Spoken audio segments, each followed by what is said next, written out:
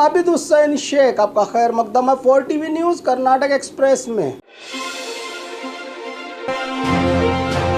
बिना लड़े चुनाव जीते 3 पार्टियों के 7 उम्मीदवार। विधानसभा की 7 सीटों के लिए बिना लड़े सर्वसम्मति से 7 लोगों को चुना गया है। शुक्रवार को नॉमिनेशन वापस लेने का आखिरी दिन तय था। चुनाव आयुक्त एम.के. विशालक्ष्मी ने घोषणा की है कि 7 सीटों के लिए केवल 7 उम्मीदवारों ने नामांकन पत्र भरा था। 3 जून को होने वाले चुनाव के लिए बीजेपी के 4, कांग्रेस के 2 और जेडीएस के 1 उम्मीदवार ने 7 सीटों के लिए 7 अपना नॉमिनेशन पत्र दाखिल किया था। लक्ष्मण सौदी, केशव प्रसाद, हेमलता नायक और चलवादी नारायण ने बीजेपी से नॉमिनेशन पर्चा भरा था, तो वहीं कांग्रेस से अब्दुल जब्बार और एम नागराज यादव ने नॉमिनेशन भरा था और जेडीएस से टी.ए. शरवण ने नॉमिनेशन दाखिल किया था। इनके अलावा किसी भी उम्मीदवार ने नॉमिनेशन फाइल नहीं किया था, जिसके कारण ये 7 लोग फाइनल हुए हैं, जिनको बिना लड़े सर्वसम्मति से विजेता घोषित करते हुए विधानसभा सदस्य का प्रमाण पत्र दिया चुनाव अधिकारी एम.के. विशालक्ष्मी ने।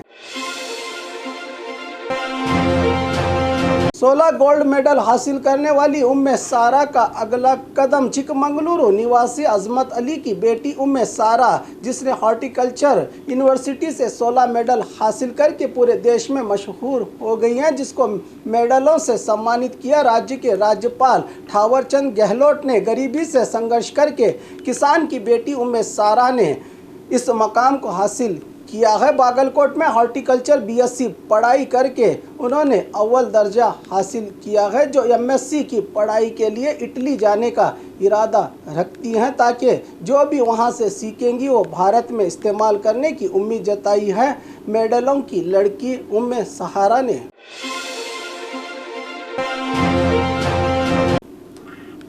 स्वामी जी ने दी सीएम को चेतावनी। कुडल संगम पंचमशाली पीठ के श्री जय बसव मृत्युंजय स्वामी जी ने कहा कि अगर मुख्यमंत्री बसवराज बोम्माई पंचमशाली समुदाय को आरक्षण नहीं दे सकते हैं तो समुदाय को खुले तौर पर माफ़ी मांगे। सीएम कोप्पल जिला कुष्टगी तालुका बल्लोटगी ग्राम में वीर रानी कित्तूर चन्नम्मा प्रतिमा उद्घाटन समारोह में स्वामी जी ने नाराजगी जताते हुए कहा कि मुख्यमंत्री और सरकार समुदाय के लोगों से हिम्मत की परीक्षा ले रही है। पंचमशाली आरक्षण पर सरकार ने अब तक सिर्फ मस्का लगाया है। स्वामी जी ने चेतावनी दी है कि अगर आरक्षण को अंतिम रूप नहीं दिया गया तो सीएम बोम्माई के शिग्गांवी के निवास से बेंगलुरु तक फिर से आरक्षण की लड़ाई शुरू होगी, कहा स्वामी जी ने।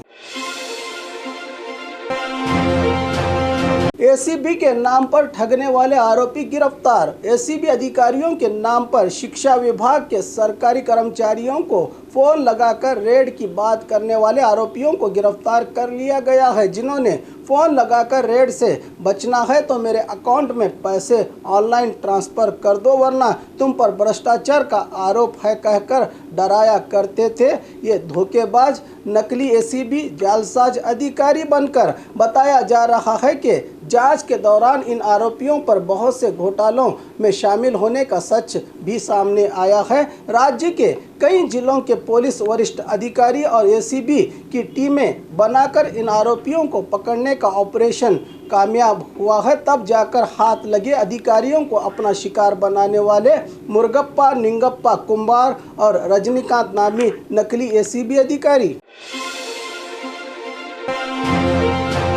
मड़ली मस्जिद की मुट्ठी भर मिट्टी भी नहीं देंगे। एसडीपीआई अध्यक्ष अब्दुल मजीद मंगलुरु के बाहरी इलाका कन्नूर मैदान में आयोजित एक विशाल रैली में एसडीपीआई अध्यक्ष अब्दुल मजीद ने कहा कि बल्लारी में संघ परिवार के सरपंच धाम इंद्र को चेतावनी देते हुए कहा कि अगर ताकत है तो अपने नेता जनार्दन रेड्डी को रोकें, जिसने 200 साल पुराने मंदिर को ले लिया। 2006 सितंबर 3 तारीख को बल्लारी के संडूर में 200 साल पुरानी मंदिर सुगुलम्मा देवस्थान पर बॉम्ब रखकर तोड़ा, जिससे देवी की मूर्ति पूरी तरह से सर्वनाश हो गई। इसका जिम्मेदार आप ही का बीजेपी नेता जनार्दन रेड्डी था। अब अगर तुम्हारे पास ताकत है तो सवाल करो, रेड्डी के खिलाफ घर पर यात्रा निकालो। इसके बारे में बीजेपी सांसद प्रताप सिंह ने अपनी किताब में भी लिखा है। मगर याद रखो, मडली मस्जिद की एक मुट्ठी भर मिट्टी भी तुमको नहीं मिलेगी। आरएसएस के खेल से कांग्रेस जेडीएस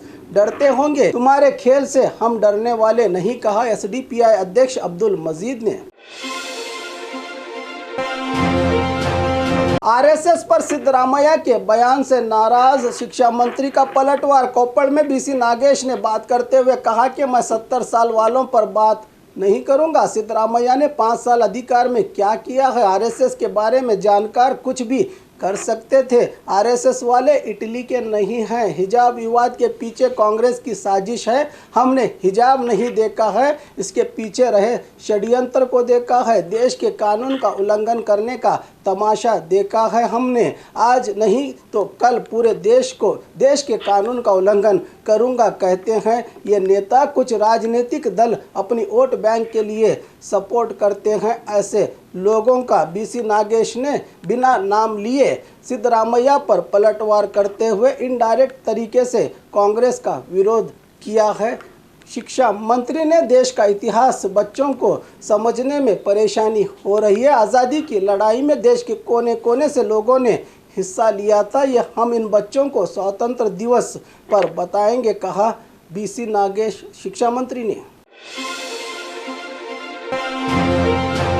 हुबली में पिंक ऑटो के नाम से मशहूर मंजुला की कहानी। हमेशा आप सभी ने ब्लैक या ग्रीन ऑटो में सफ़र किया होगा, जो कि चलाने वाले ड्राइवर मर्द होते हैं। मगर हुबली में एक महिला पिछले 5 सालों से ऑटो चला रही है, जिससे एक ही महिला ऑटो चलाने के कारण ट्रांसपोर्ट डिपार्टमेंट अधिकारियों ने उस महिला के ऑटो की छत का रंग पिंक दिया है, जो पिंक ऑटो के नाम से अब हुबली में मशहूर है। छोटी सी डाउन पेमेंट करके अपने ऑटो की शुरुआत की थी महिला ड्राइवर ने। ऑटो ड्राइवर मंजुला ने बताया कि पहले वो एक एजेंसी में सिक्योरिटी का काम करती थी, जिससे एजेंसी वाले उसे महीने में 1 बार तनख्वाह दिया करते थे। उसी समय उसको एक बेटी हुई। बच्ची की रोज़ाना ज़रूरत की चीज़ों के लिए मंजुला को परेशानी हो रही थी। इसी कारण मंजुला ने ऑटो चलाना शुरू किया, जो पिंक ऑटो के नाम से पूरे राज्य में हो रही है मशहूर। ऑटो ड्राइवर अब्दुल रज़ाक बने इंसानियत की मिसाल। न जाने वो कैसे लोग थे रब, जिन्होंने पा लिया तुझको। हमें तो हो गया दुश्वार एक इंसान का मिलना। झूठ, बेईमानी, रिश्वत और धोखे की इस दुनिया में सच्चाई, ईमानदारी, भरोसा और इंसानियत की मिसाल बने ऑटो ड्राइवर अब्दुल रज़ाक काखंड की। पैसे कमाकर परिवार और अपने जीवन की गाड़ी चलाने वाले अब्दुल रज़ाक की ऑटो रिक्शा में सवार अशोक गब्बू नामी परिवार ने लाखों कीमत के सोने के जेवरात और LIC के बॉन्ड एक हैंड बैग में भूलकर चले गए थे। इस अमानत को बड़ी ईमानदारी से बस स्टैंड पर ट्रैफिक कंट्रोल के लिए तैनात ASI केशापुर के 7 ट्रैफिक थाना अधिकारी संजय कल्लूर की मौजूदगी में हकदारों को उनका सामान लौटाया गया, जिस पर पुलिस थाना की ओर से अब्दुल रज़ाक को सम्मानित किया गया, जो दूसरों के लिए एक मिसाल बने हैं। ये ऑटो ड्राइवर बिना एम्बुलेंस के स्ट्रेचर पर मरीज को दूसरे हॉस्पिटल ले जाता परिवार। विश्वगुरु बनने वाले देखें एक बार भारत की असल तस्वीर को, जहां आज़ादी के 75 साल बाद भी बिना एम्बुलेंस के एक हॉस्पिटल से दूसरे हॉस्पिटल ले जाना पड़ता है मरीज को। घटना हासन जिले की है, जहां परेशान परिवार वाले ज़िंदगी और मौत से लड़ रहे मरीज को बिना किसी सुविधा के स्ट्रेचर पर कई किलोमीटर तक पैदल चलते हुए दूसरे हॉस्पिटल ले जा रहे हैं। डिजिटल इंडिया और स्मार्ट इंडिया की यह है सच्ची नंगड़ी और लुल्ली कामयाबी। क्या आपके शहरों में भी ऐसा कुछ होता है? और खबरों के लिए देखते रहिए 4TV न्यूज़ कर्नाटक एक्सप्रेस।